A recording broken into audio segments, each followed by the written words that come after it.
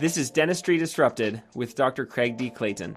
I'm a wellness and biomimetic dentist, passionate change maker, social media thought leader, and educator on disrupting the way we approach oral health care. Come along with me as we journey towards a healthier and more empowered you.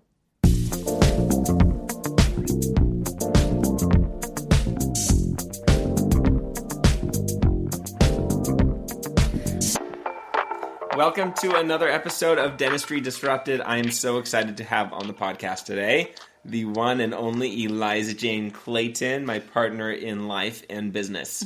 Hello, I'm so excited to be here. And today we are going to cover what we wish we knew about Airway health early on in both Eliza's life and then our kids' lives. So this is our family's journey to Airway health, and we are so excited to share it with you today.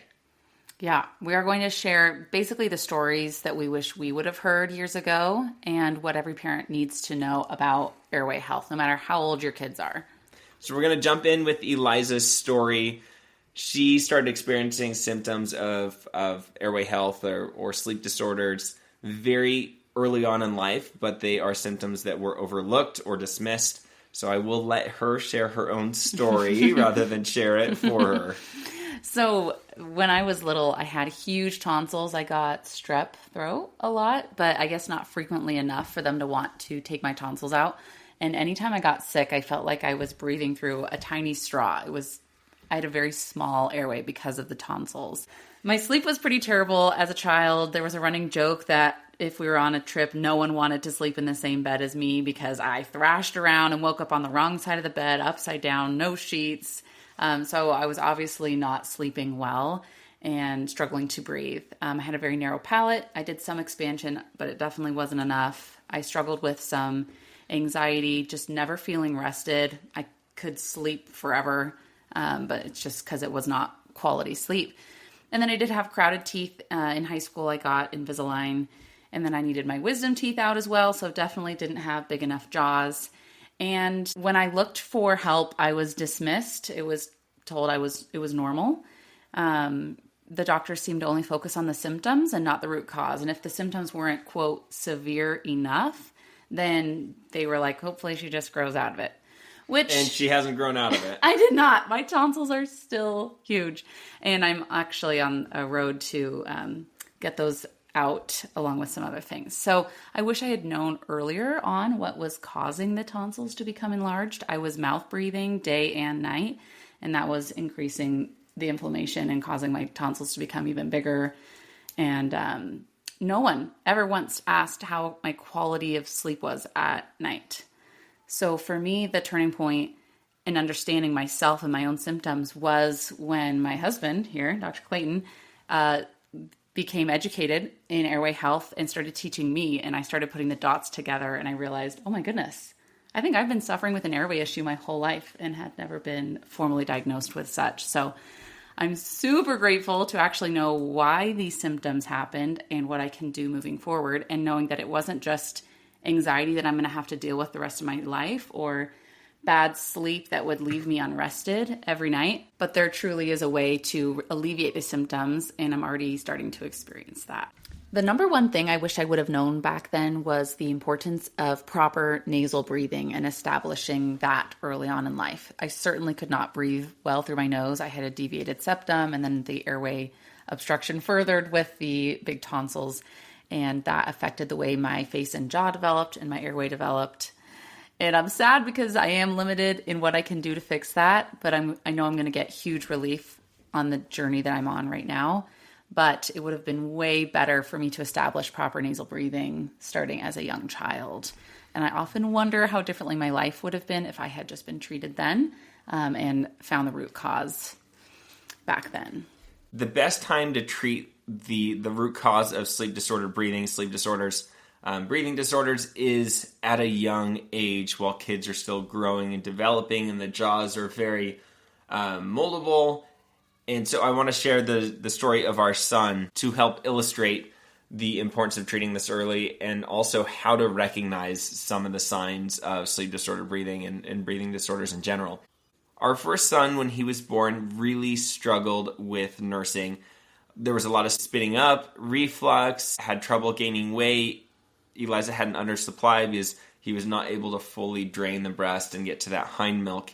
And it was really discouraging and anxiety provoking, really, because when he would have a full feed, then a lot of times he'd have reflux or spit it all back up and painful latch. It was just really not good. And poor sleep. He was hard to get to sleep. A lot of crying, a lot of wakings, and we about lost our minds. We were very much at wit's end. I think at the worst of it, he was up every 45 minutes of the night. Yeah, that was hard. It was really hard. Thankfully, I had some great lactation consultants that helped me to be able to have a full, complete nursing journey. I didn't stop nursing him until I became pregnant with my second child, but it was very bumpy. And I wish I'd known that some of those nursing and sleep struggles were linked to an airway problem, that he wasn't able to breathe effectively. And he wasn't able to have proper tongue movement as well. And that tongue movement is really important for nursing and breathing. And part of that was a little bit of a tongue tie and functional issues. So those are things we could have addressed as an infant, and it would have made a huge difference in his early years in life. But fast forward as a toddler and early childhood, we started to notice some wear on his teeth. Eliza was the first one to hear him grinding at night. And the first time I heard him grinding was camping, actually, and sleeping next to him. And then I spent half the night trying to hold onto his jaw to help comfort him so he would stop grinding or try to do something. I finally had to put in earplugs and cover my head because it was so loud. I mean, he had some speech delays, had to start speech therapy early, had some emotional regulation struggles, and a lot of sensory sensitivities, behavioral struggles, and we started with lots of pediatrician visits, and again with speech therapy early, but no one looked at his airway. No one looked at his tongue mobility and his correct swallow patterns and all sorts of things like that. And I was really concerned because, meanwhile, Henry was wearing his teeth down. He has these cute little teeth, and they're just getting flatter and flatter and worn down and chipped. And I called a pediatric dentist colleague, and he said, yeah, that's normal. He'll just grow out of it, and then if he doesn't grow out of it when he starts getting his permanent teeth in, then we can just make him a bite guard or grind guard so he doesn't wear down his teeth at night. I just didn't feel right about that. Like, there's got to be something going on. There's got to be more to it than that. Yeah, that just wasn't good enough for us as parents. We've always been ones to stay curious and look for the root cause. And that just felt like a Band-Aid solution to us. And so we just kept searching. And especially you with your dental background, you had access to more continuing education. And that's when you discovered there was maybe more at play there. Yeah, there was an expert that actually came to our valley where we live, and he's a leading expert in education in airway health. He's an ENT and a sleep surgeon. And that was life-changing. I attended that seminar. It was 2-3 hours long on an evening after work, and he started talking about all these symptoms, grinding the teeth at night, behavioral, nursing. Oh, wow, these are the answers I've been looking for, and it was just really life-changing. So I was hooked and wanted to help other parents learn about these issues that we faced and how to prevent them from struggling with the same issues. But the reality is, this isn't just about kids or teeth. As Eliza shared her story earlier, this affects people of all ages, from infants all the way to people in their 80s, in the twilight period of their life. It affects so many people. This is really a prevalent issue right now. So, in childhood, we see things like bedwetting and struggles with speech, feeding, behavior, but then in frequent sickness as well. Oh, yeah, chronic congestion. But then in adulthood, it looks a little different. Sometimes you'll see someone who's got really bad snoring or sleep apnea. Still grinding their teeth, temporomandibular joint disorders, so pain in the jaw joints.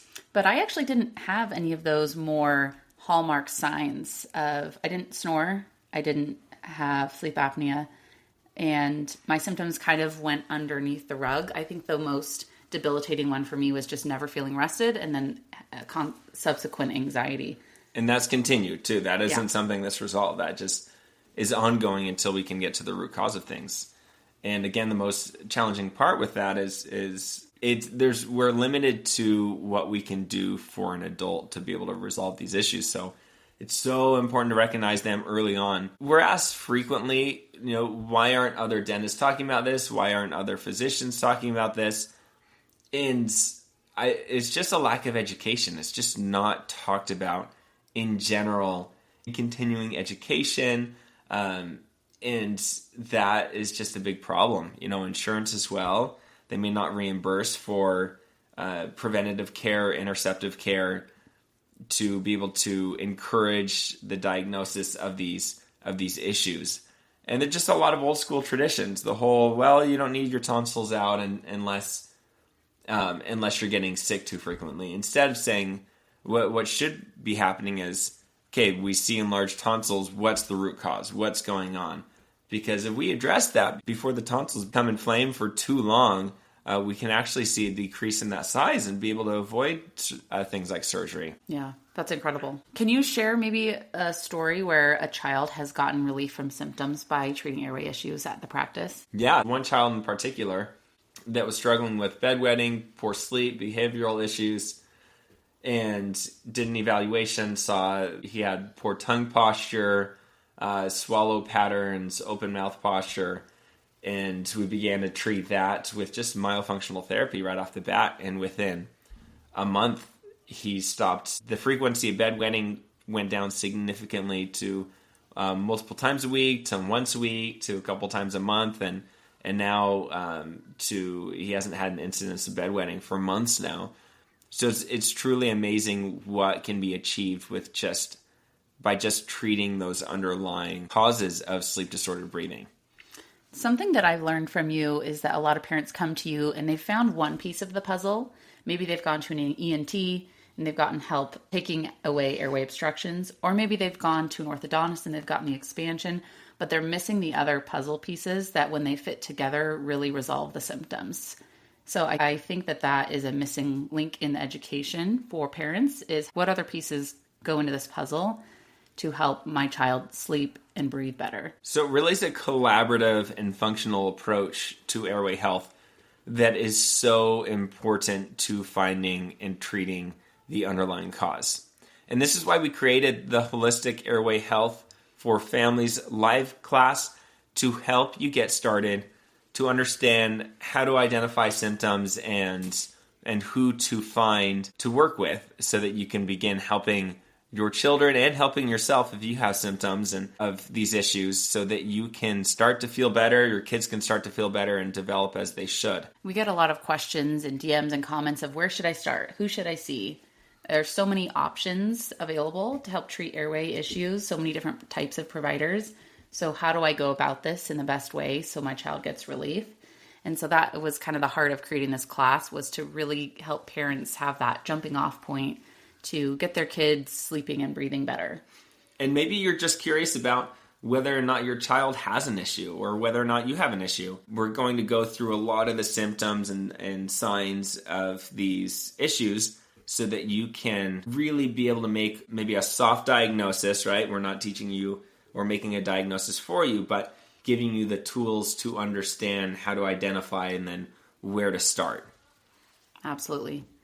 One thing I want to share is that you just don't have to accept what is quote unquote normal. Like, it might be common, but that doesn't mean that it's normal.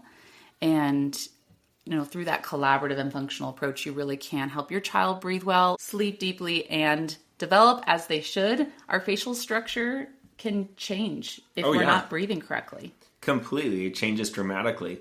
And I think going back to the question, why isn't this talked about more? I think it's because it's so prevalent. 9 out of 10 children are coming in to a pediatric dental office and they have worn teeth. It's going to just be assumed, well, the majority of our population has worn teeth and are grinding. We don't know why, so it's normal. Rather than the 1 in 10 or 2 in 10 that would capture the attention of the provider and say, oh, well, this child looks different than the rest of my population. Let's figure out what's going on. So that is something that just we need to be more aware of so that we can avoid these pitfalls. If this episode has resonated with you, if it's piqued your curiosity and you're wondering if maybe you're dealing with an airway issue with someone in your family, we'd love to invite you to come to the live class in a couple of weeks. This is great for parents who are tired of guessing. They're suspecting that they might have something going on but haven't found answers, and they want that full picture. We're going to teach you how to ask the right questions, how to find the right providers, how to take action without being overwhelmed, because I've heard that feedback. It can be overwhelming to start your journey in airway health, and it doesn't need to be. And if you are that tired parent, I see you. This is exhausting to deal with, and a lot of people won't understand just how much this affects you as well as your child and their development. So we'd love to invite you to join the waitlist for the class. That will be in the link in the show notes below.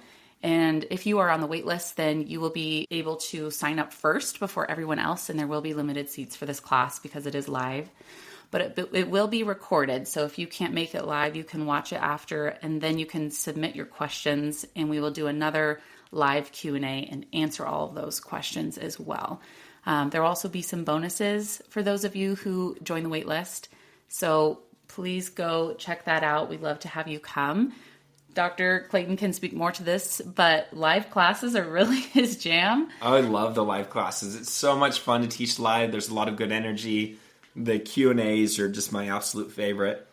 So it's always a great time, and we try to pack in a lot of information, a lot of value, while not making it overwhelming. Absolutely. So again, you can sign up by going to the link in the show notes or going to our website. It's stan.store/restoration dentistry. And then as well, send this to a friend or a family member who has kids. Maybe they've expressed concern about some symptoms, or maybe not. Maybe you just want to help them to also act preventatively so that you don't have to suffer with these sort of things with your family. Because the best time to treat is now. So we are so excited to see you during our live class. It's going to be a lot of fun. And as always, if you are enjoying this podcast, please leave us a review and let us know what you think. Give us some feedback and share it with someone that you think would find it useful. We don't ask for reviews very often, so we don't have very many, but it would mean the world to us if you would drop a review. Yes, we love to hear your feedback. Let us know if you're enjoying the show and maybe what you want to hear in upcoming episodes. Thank you for listening to another episode of Dentistry Disrupted, and until next time, stay thirsty for knowledge, my friends. Bye.